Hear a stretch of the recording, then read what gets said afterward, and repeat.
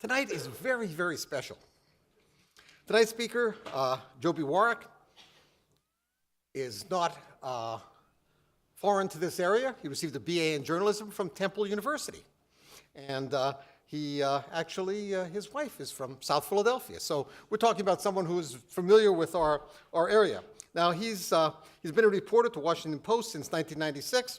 And prior to that, he worked as a reporter for other papers, such as the Philadelphia Inquirer and the News Observer of Raleigh, North Carolina. Now, when he was working at the Observer in North Carolina, had an interesting assignment, which eventually became a series of articles called Boss Hog. Now, it sounds like Boss Hog is some sort of political boss or something, but Boss Hog, we're talking about hog as in hogs, pigs.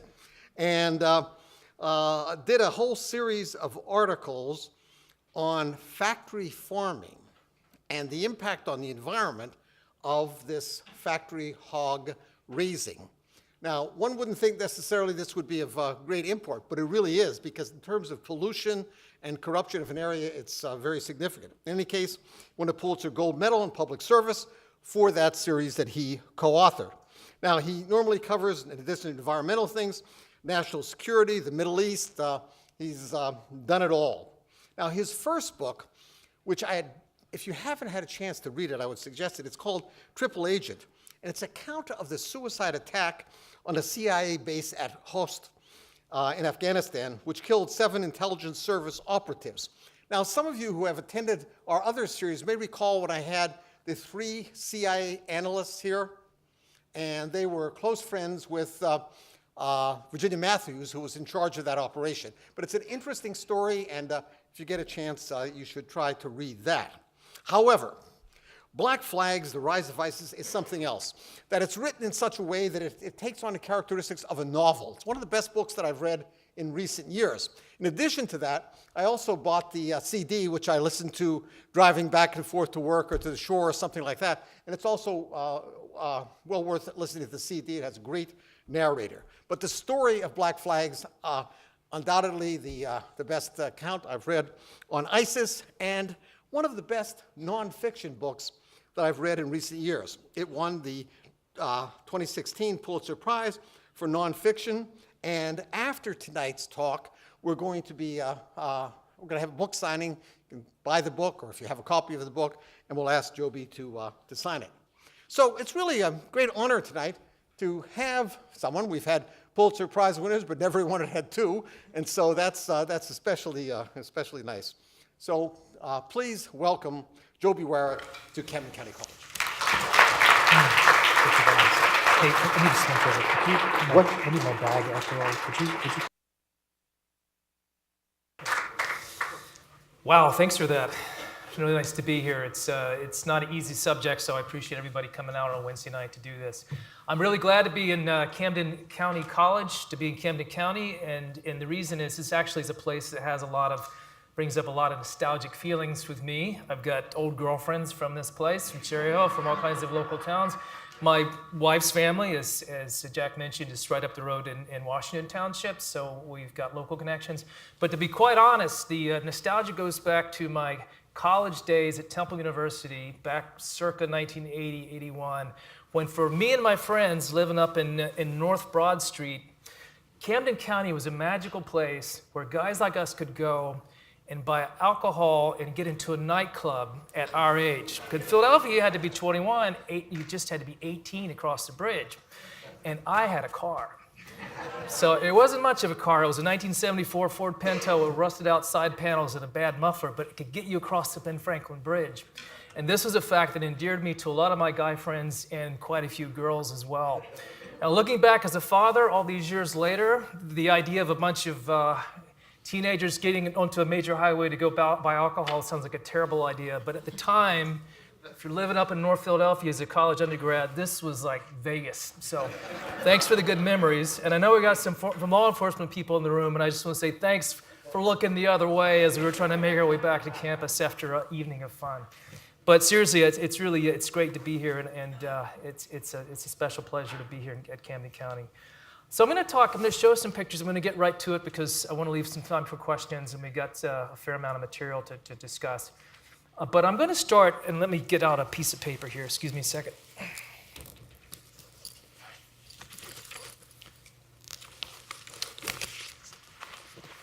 So I want to show you some pictures, as I like to do, so you don't have to just stare at the speaker. And I'm going to start with something that is a picture that showed up, or something that showed up at my office, came over the transom a few months back, right around the holidays. I'm going to try to escape here. Okay, there we go. So right around the holidays, December 2017, one of the jobs that I have as part of my book research, but also as a Washington Post reporter, is to monitor all the crap that ISIS puts out on the internet. And it's even worse than you can imagine. And if you're just looking for a reason to up your Xanax prescription, do this for a while and it'll definitely do the trick for you. But this shows up one day, and it's an interesting picture. It's a guy with, it's like a wintry urban scene. There's a guy with a scarf on his face, and snow in the background. So we're looking at this, and we look a little closely, and you see that it's not a scarf, actually. It's a black flag. This is the ISIS flag that he's got wrapped around his face. And you look a little more closely, and you see that building in the back is recognizable. It's actually the New York Metropolitan Museum of Art.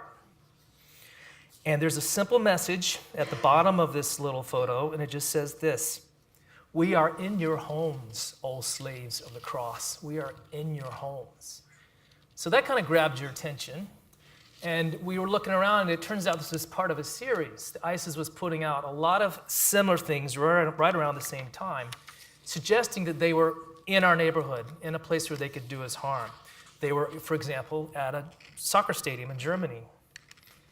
They were at a trolley stop in San Francisco.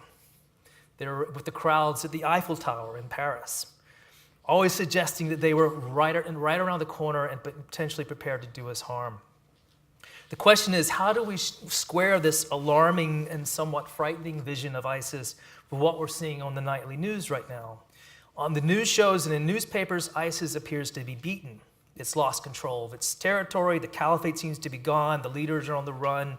The caliphate as it existed doesn't exist anymore. But what is the real vision of ISIS? Is it this beaten terrorist organization, or is it this dangerous gang that's able to infiltrate the West and send threatening messages as it pleases? Well, we're going to see in the next few minutes that actually both of these views of ISIS are true. They've been battered for sure, and yet at the same time, ISIS appears to be on the rebound. And what we'll see in the next few minutes is this is an organization that exists on a classic boom and bust cycle, peaks and valleys. Think of ISIS as being like the Ebola epidemic that rears its head every now and then in Africa. It pops up, it's terrible, it kills lots of people get very excited. We organize a response, doctors, teams of medical people come into the region. They seem to beat it back, they seem to destroy this scourge, this disease. But it doesn't really go away. It just slinks back into the jungle and waits for an opportunity to come back. And that is the story of ISIS that we're going to talk about today. You don't ever really destroy it completely. The most you can hope for is to try to figure out how it begins to resurface and what you can do as a society, as countries, to try to keep it from coming back, or coming back in a dangerous form. So I'm going to start with a few minutes describing how ISIS came to be, where it came from, where it is now, and where it seems to be going. And we're going to do this to start with about 5 minutes of pictures and sound. This is sort of the YouTube version of my book. And that's not to say you don't have to go out and buy the book. I've got a second kid in college, so I would definitely encourage you to do that. But this is ISIS in a nutshell. If you can't see the words, if they go by too quickly, just raise your hands and I'll try to read it as it goes along.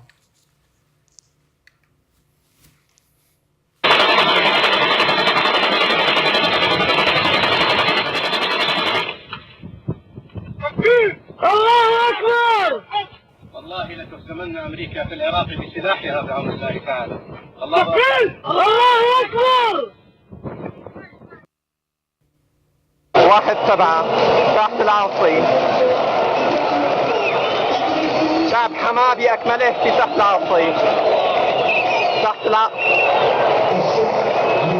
شعب الصليبية والله لك يوما بإذن الله كيوم فرنسا، فوالله إن كنا قد دكينا فرنسا في عقر دارها في باريس فقسما بأمر الله لندكن أمريكا وبعقرها في واشنطن بإذن الله تعالى. So my book, Black Flags, is a story of origins. It's a character sketch digging into the histories of the men who built ISIS. About half the book is devoted to this one man, Zarqawi, who you saw in the opening frames. He's probably the most important and most innovative terrorist figure in the last few decades, second only to Osama bin Laden. He is the innovator who did many of the things that we see ISIS do today, including putting young men in orange jumpsuits and beheading them in front of video cameras. He was different from Osama bin Laden and other terrorist leaders that we've gotten to know because he was not a pious Muslim, even though he pretended to be. He was, at his core, a thuggish criminal, uneducated, a high school dropout, pathologically violent, a thug. But he was also charismatic and strategically brilliant, and he had a few ideas that ended up resonating powerfully with a certain fringe of Muslim radicals around the world. This was the godfather, the guy who created the virulent new strain of jihadism that would become known as ISIS. So if you want to understand ISIS, you have to start with him, because ISIS would not exist without Zarqawi, and in a strange way, as we'll see, Zarqawi would not have existed without us, without America. So who was this guy? Well, like everybody, he starts life as a cute little kid. There he is in Jordan, his home country, around 1968, standing in front of his mother. The thing is, he wasn't a cute little kid. He was a terrible little punk from an early age, the kind of guy who cut other classmates with razor blades, who got involved with drugs and drinking very young in life. Gets older, he gets even more serious trouble. He drops out of school, he gets tattoos. He's a brawler, just a terrible kid. And his family gets concerned about him. They start to get him interested in religion. He starts attending the local mosque. And then he comes up with this grand idea that not to be religious in a traditional sense, but he wanted to become a religious warrior, a mujahideen, if you remember that term. And the place to do that was in Afghanistan. Because in the early 90s, late 80s, when he was coming of age, this is where the action was. This is where a ragtag Islamist army was fighting the Soviet Union and winning. And so off Zarqawi goes and joins this group, and this is the cradle of the modern jihadist movement. Al-Qaeda gets to start there. The Taliban comes out of this chapter. And for Zarqawi, it's paradise, because it's a place where he can be himself. He can discover who he was. And the one thing he discovers is he's very good at one thing, and that is killing people. He was a ferocious fighter, absolutely fierce, absolutely ruthless. And so he excels in this environment and does very well for himself. Then the war ends for him, and he goes back home to Jordan. Jordan is a very sleepy place anyway, and for him, it's completely boring. There's nothing to do. He tries to reunite with some of his old jihadist friends. They dabble with trying to create a little terrorist cell, but what do you do in Jordan? There's not much to attack. So they go after liquor stores and bars, other symbols of Western corruption. One of them gets the idea to blow up a pornographic theater. There's one porno house in Zarqa. So they send a guy in there with a bomb. He sits down in the theater. The movie starts to play. This young kid gets so completely engrossed in the film that he forgets all about the bomb, true story, which then proceeds to blow up at his feet. So he loses both his legs. Nobody gets hurt, but these are the kind of knuckleheads that Zarqawi's traveling around with back in the 90s. So the Jordanians wise up. They realize they got a pretty serious problem with these jihadis, all these young guys coming back from Afghanistan in particular, and so they decide to round them all up, and they put them in jail. So off Zarqawi goes to prison. Unwisely, the Jordanians decide that what they ought to do is to isolate these jihadis from everybody else. So they stick them all together in one bad prison and put them all essentially in the same room. This is not a good idea because it turns out to be the congealing of a movement. So all these guys together sharing the same privations, they become even more radical. And in this environment, it turns out that Zarqawi stands out among the others because he's the war veteran, he's got all this street swagger, he's a tough guy, so he becomes the leader. He's this charismatic figure at the middle of this prison gang. Well, good news for us is Zarqawi is going to be in jail for a long time because he has a 15-year prison sentence. He's going to be in jail till he's a middle-aged man sometime in the late 2000s, and we probably would never hear from this guy. Except history intervenes, and it does so a couple of times in a very dramatic way for this story. In 1999, Zarqawi's just been in jail for a few years. A big event happens in his home country. The king of Jordan dies. King Hussein passes away in 1999.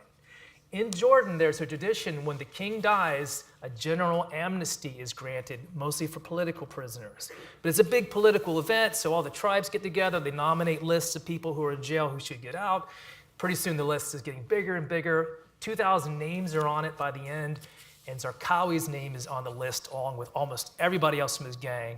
And so in 1999, the whole bunch of them get freed and just sent off without a record, without any restrictions of any kind. So what does Zarqawi do? He doesn't want to stay in Jordan anymore, so he wants to go to the one place where he really felt like he belonged, back to Afghanistan, back to be with his old hero, Osama bin Laden.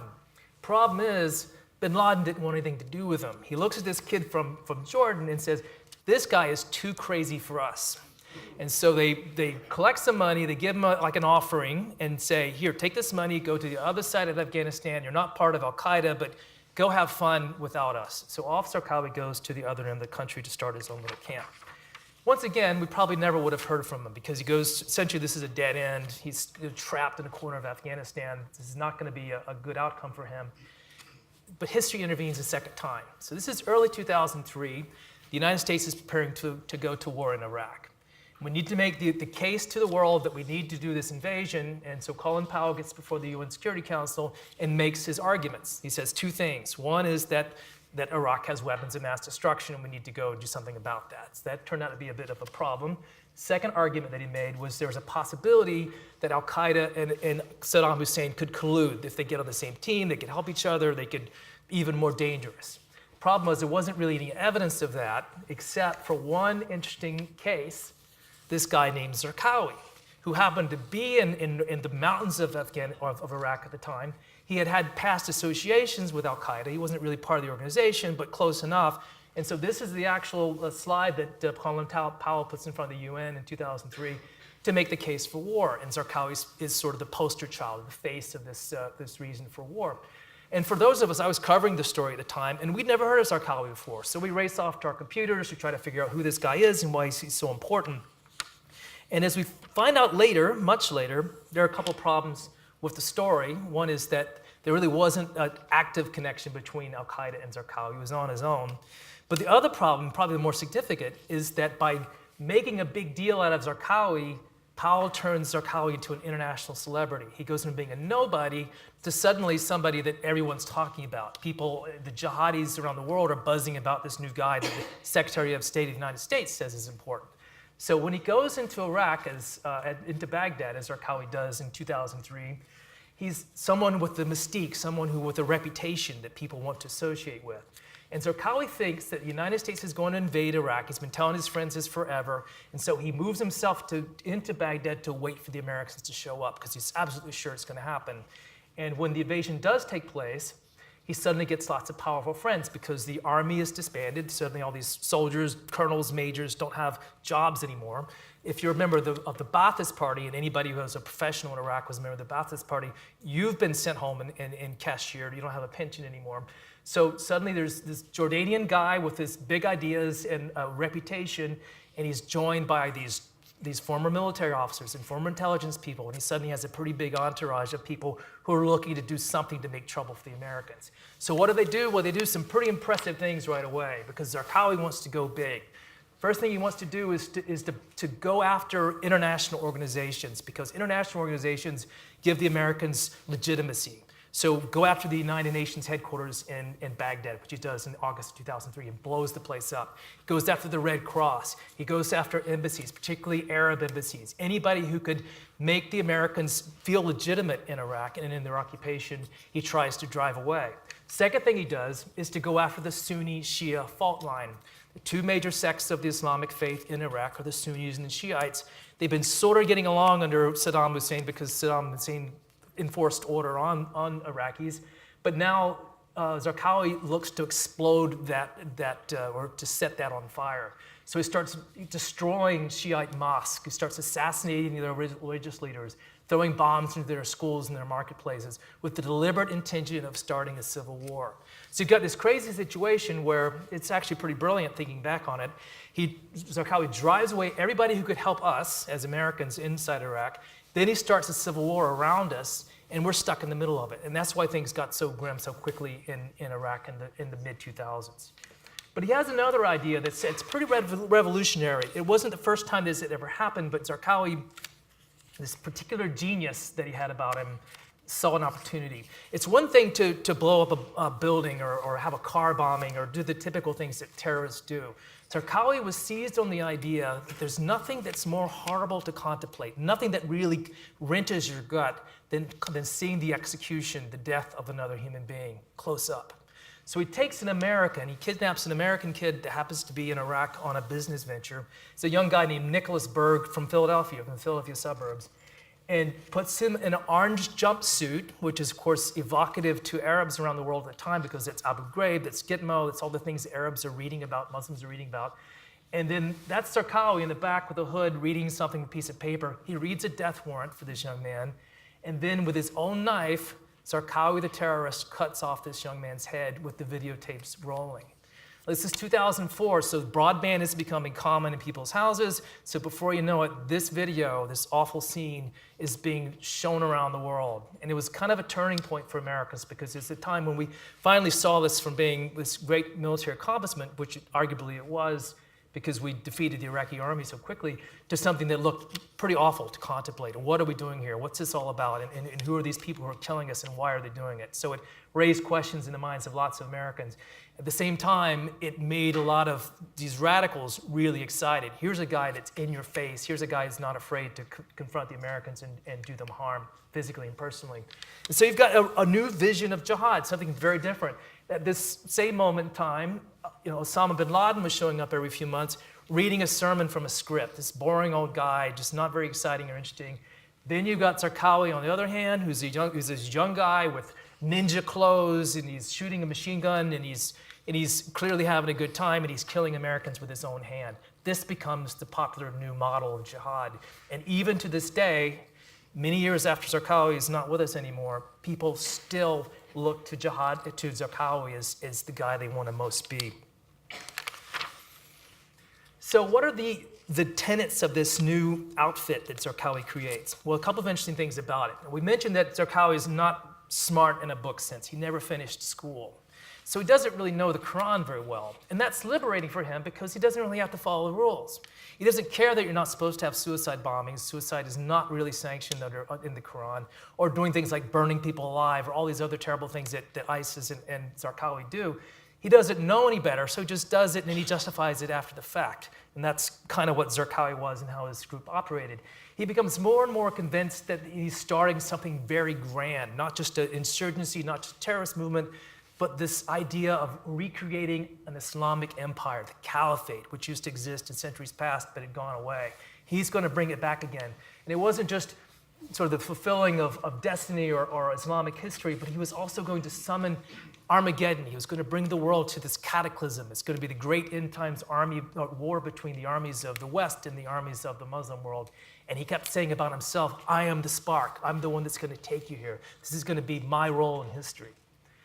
Well, it didn't quite happen, so spoiler alert if you haven't gotten this far in the book yet, but he doesn't make it to the promised land. In 2006, after 3 years of essentially evading detection, he got very, very good at getting away from us. We found him, we tracked down his religious advisor, followed the guy to Zarqawi's hideout. An F-16 comes by and drops a couple of bombs on the house, and he is killed. He doesn't die right away. He's actually brought out of the rubble, and he's still alive when American Special Forces operators show up, and they're basically standing over him as he takes his last breath. So he was aware of what happened to him. So that should have been the end of the Zarqawi story, because we killed the leader, the rest of the gang is on the run, and we're feeling fairly confident 2006 is this sort of the end of the Zarqawi story. But it turned out not to be true. This is the second prominent figure in the ISIS story, and you know his name. It's Baghdadi, Abu Bakr al-Baghdadi, and he's the leader of ISIS today, as far as we know. We're not 100% sure he's still alive, but if he is the leader of ISIS now.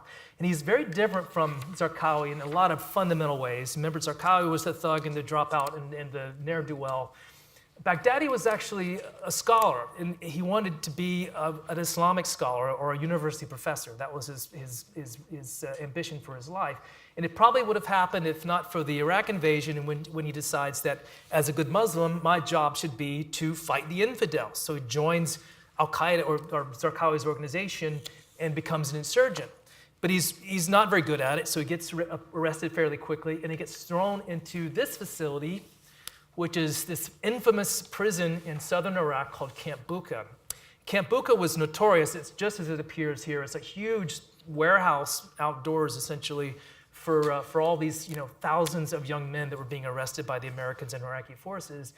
And it becomes the ultimate jihadi university. You've got mostly Sunnis in there, some Shia as well. They're in separate camps, not really communicating with each other.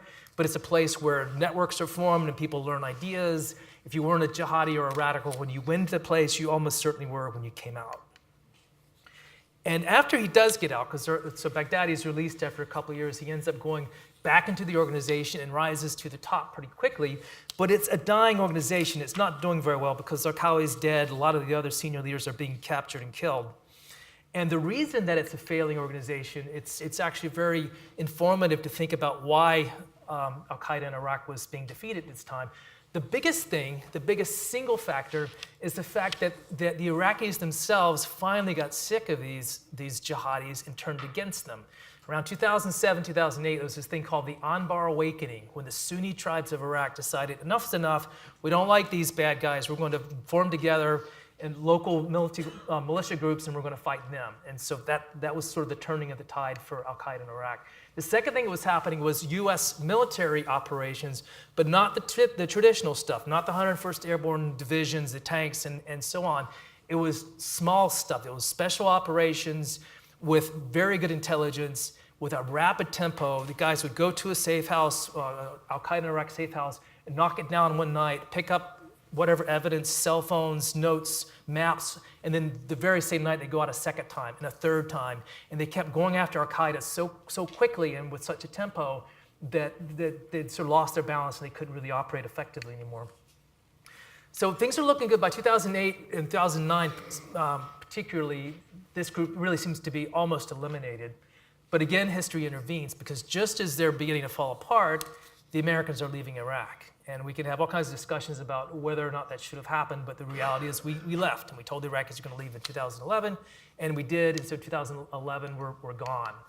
And this is a problem for several reasons, because the United States troops in the region had been kind of the glue that helped keep the country from falling apart completely. We kept the Sunnis and Shiites from being at each other's throats all the time. When we left, it just all bets are off. Suddenly you got Shia the Shia majority repressing the Sunnis trying to fight back, and now the Sunnis are looking for allies. Anybody could help them fight back against the Shiites, including people like ISIS, people like Baghdadi. I remember interviewing some of the Sunni leaders from around this period, and they were welcoming ISIS. They were encouraging ISIS to come in because this was how they were going to survive and push back against the Shiites who they felt were persecuting them.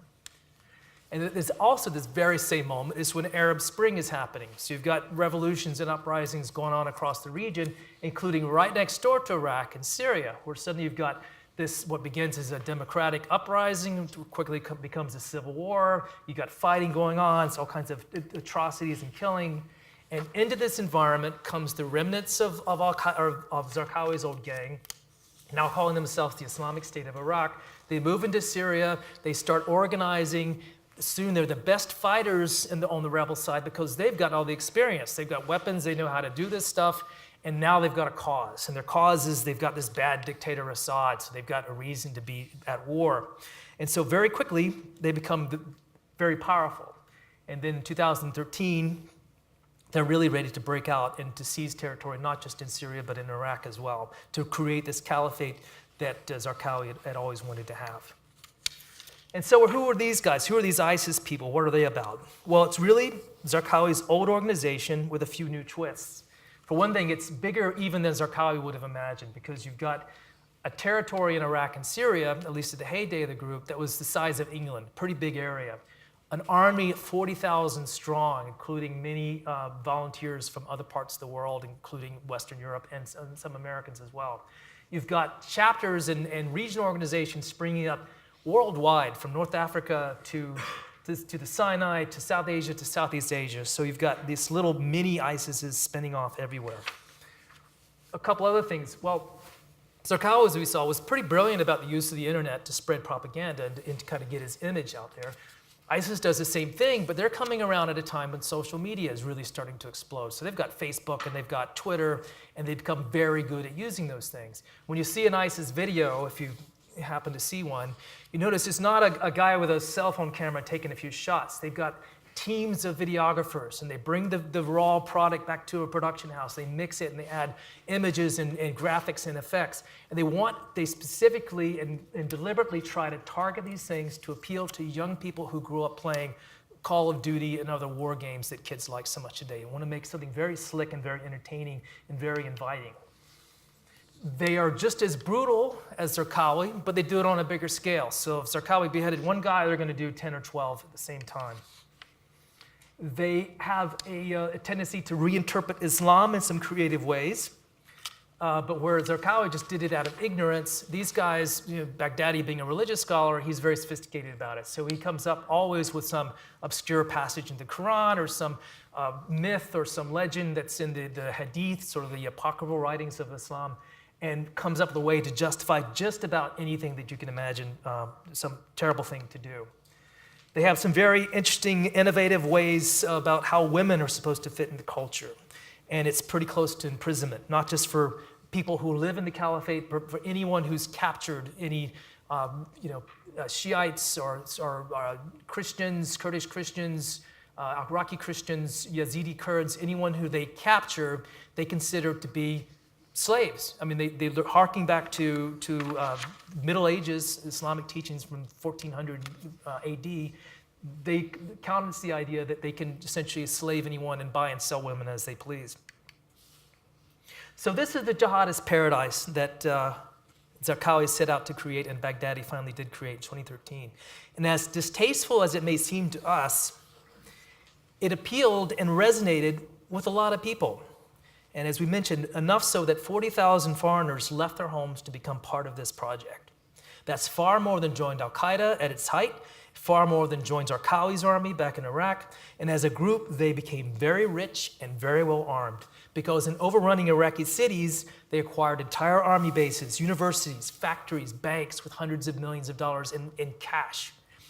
So but in 2015, they were seeing themselves as being unstoppable. Well, how did that go for them? Not so well, as it turned out.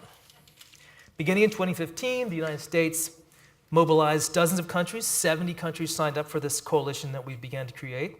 And we start to push the terrorists back, slowly at first, and then more rapidly. By 2016, the Iraqi capital of Mosul is liberated. Last year, as we all remember, the real capital of the Islamic State in Raqqa falls to the Kurdish Arab Alliance.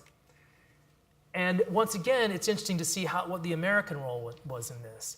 It was a support role more than anything else. I've talked to the guys who are over there now, and it's a well-oiled machine, again consisting of special forces operations, of air power, of intelligence, but never with the Americans being sort of the face of the fight.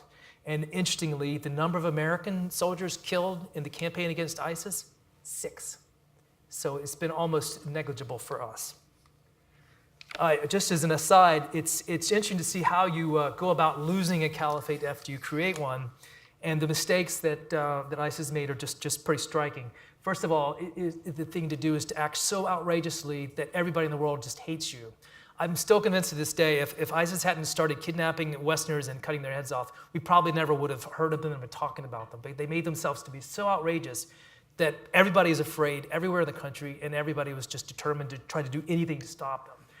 The second thing that they did was they made enemies everywhere. And even Al-Qaeda would have alliances and friendships and treaties and try to work with friends around the world. These guys made enemies with everyone, the Turks, the Syrians, the Iraqis, other sects of Islam. Al-Qaeda never went after the Shiites, the Zarqawi and ISIS did. So they really created hostility all over the place. And then you give yourself a fixed address. One problem with the caliphate is it's a physical place. And so it's pretty easy to find it on, if you're flying a plane, you want to drop a bomb on something. So the caliphate was doomed probably from the very beginning. But as I mentioned, there is some bad news with this, because even though the caliphate is nearly gone, there are signs already that ISIS is laying the groundwork once again for its comeback. First of all, with a return to insurgency. And as we said in the beginning, ISIS started, before it was a caliphate, it was a guerrilla movement, it was an insurgent movement in Iraq. And there are now signs that it's reverting back to familiar form. Many of those tens of thousands of fighters that we saw earlier have, instead of being killed, as many of them were, others have just slipped into the desert or back into Iraqi cities and Syrian cities and starting to do violence. We're beginning to see an uptick in attacks of assassinations, of bombings, particularly in Iraq, but also in other places, that is beginning to approach the same level that we saw in 2013 before ISIS had its big breakout. We're seeing some strength in some of the regional cells. You remember ISIS managed to plant little clones of itself around the world. Some of them have been defeated or neutralized. Others are looking pretty grave. We see a really serious problem with an ISIS affiliate in Sinai. Libya is kind of up and down. U.S. folks are worried about the Libyan branch right now. Even in places like the Philippines and Indonesia and Bangladesh, we see little chapters that are actually doing fairly well and could be a problem in the future. Some of these ISIS fighters we knew would eventually return home. We thought there was going to be a mass return, but it turns out they're fairly small numbers. In almost every case, the ones that try to come home, at least in the West, are being arrested and put in prison. And that is a good thing, except for the fact that, as you remember from our discussion, pretty much every prison experience for ISIS has been a bad thing for us and not a bad thing for them, because this is where the radicalization begins to take place. So you have now in countries like in France and in Belgium, and I've dealt with officials in these countries, they're really worried about it. They got all these ISIS fighters they picked up and they put in jail, most of them facing sentences of a few years, and they're going to get out again.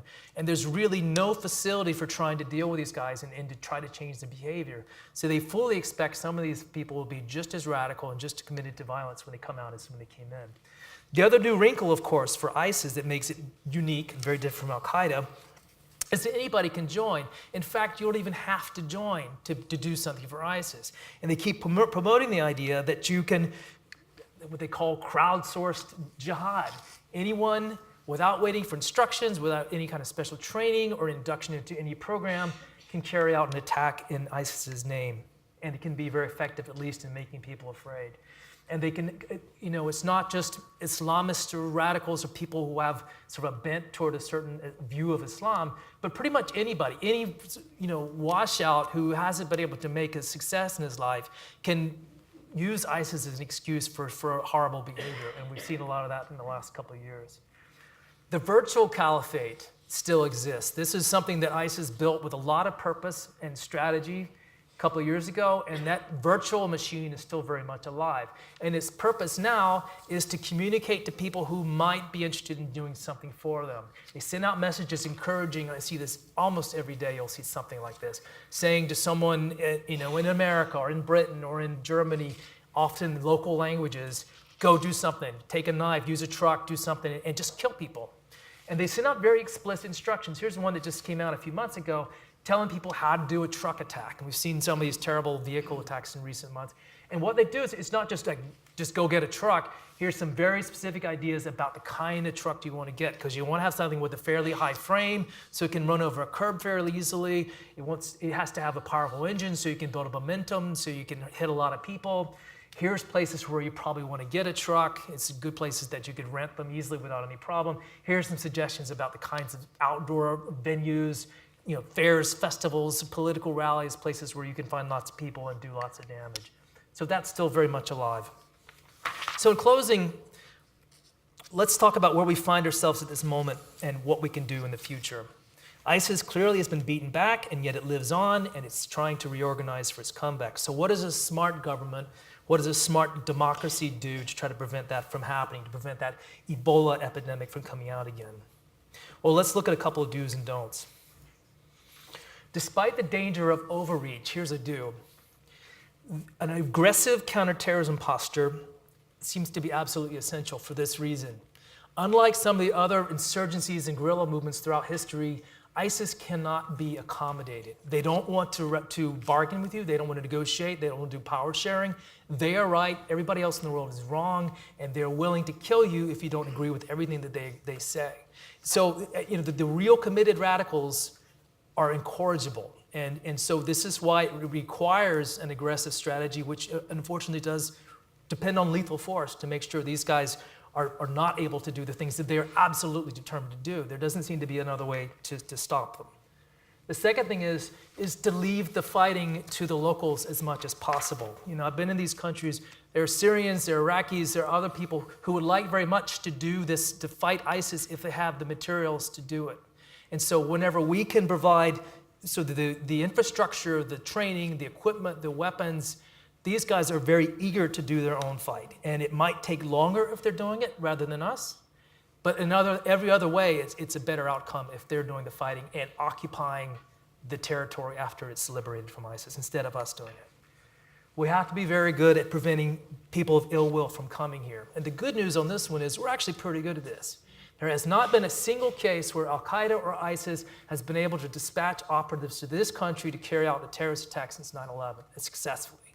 We've been able to stop every one of those, and that's no accident. Not because the other guys are sloppy, because we've gotten very, very good at our international surveillance, at our visa process, so that's actually working very well.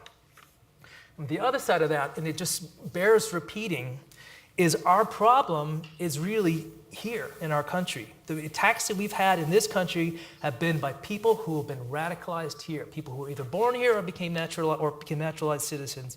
And the radicalization took place on American soil. So no immigration policy, no law, no bans, no restrictions would ever have stopped them because it happened with people who are already in this country. And that's just important to remember. We have to get better at preventing their messages from getting out. And this is a tough one. Remember our peekaboo jihadist here.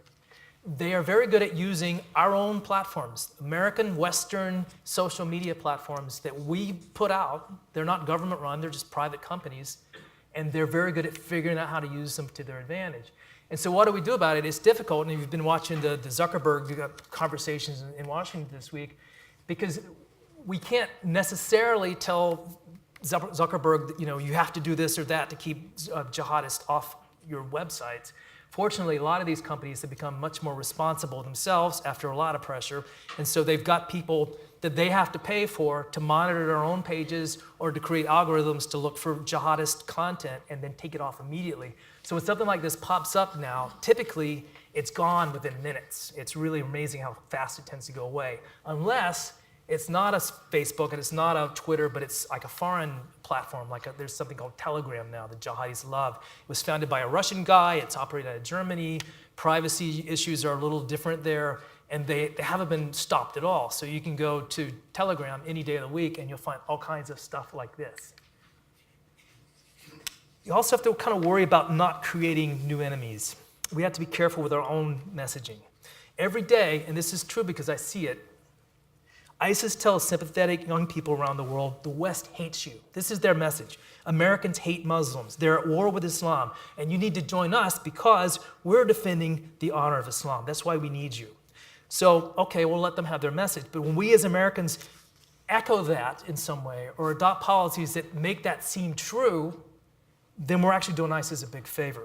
We're alienating Muslim Americans and foreign Muslims who should be our best allies. The most people who are being killed by ISIS are not Americans, but Muslims. We need Muslims, we need Iraqis and Syrians and Turks and Saudis working with us to try to stop this problem. And so that we have to be careful with our language. We kind of worry about being PC sometimes, but it's important the message we put out to people who can do us the most good and really help us in this fight.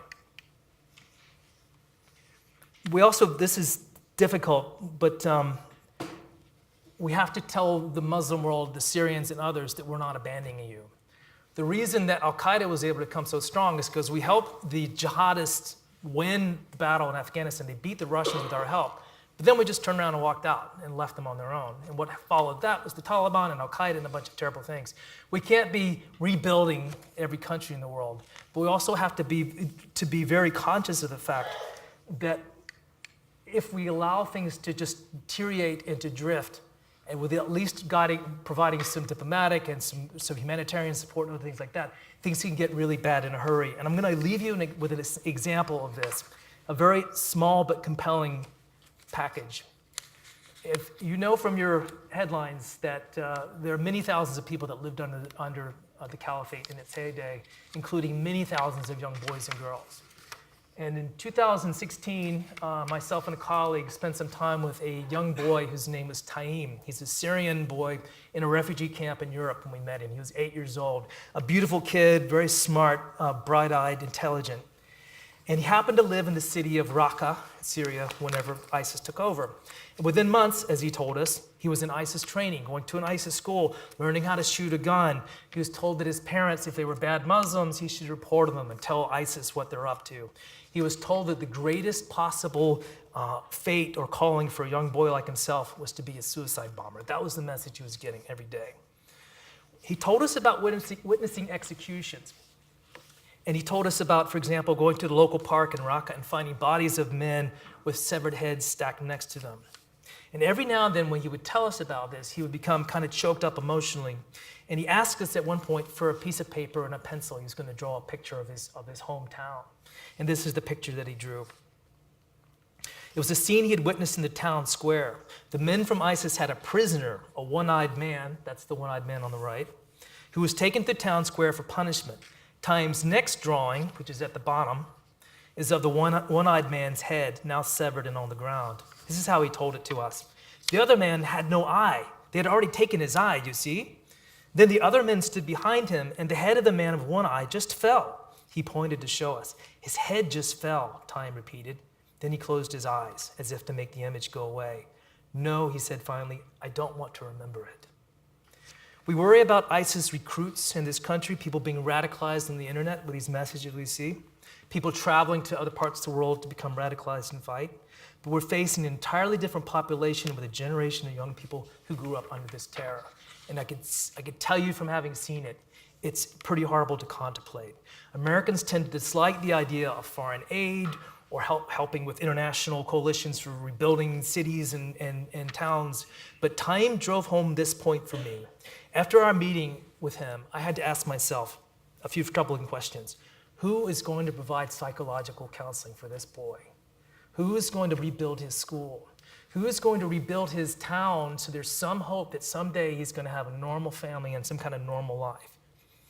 And if he doesn't have all this, what are the alternatives for him? The alternatives are further radicalization, sectarian fighting, which is we're seeing going on now with Sunnis and Shia and Kurds at each other's throats, and a recurring cycle of violence that doesn't stop. And for good, selfish American reasons, we need to think about that. Because if we don't try to do something about it, you can be absolutely convinced that boys and girls like Time and his friends will be communicating with us in some way in the future. You can be confident that that kind of extremism and the brutality that we've witnessed over the last 5 years will come back to us again and again. With that, I thank you for your time and your patience. If there's some questions, I'd be happy to answer.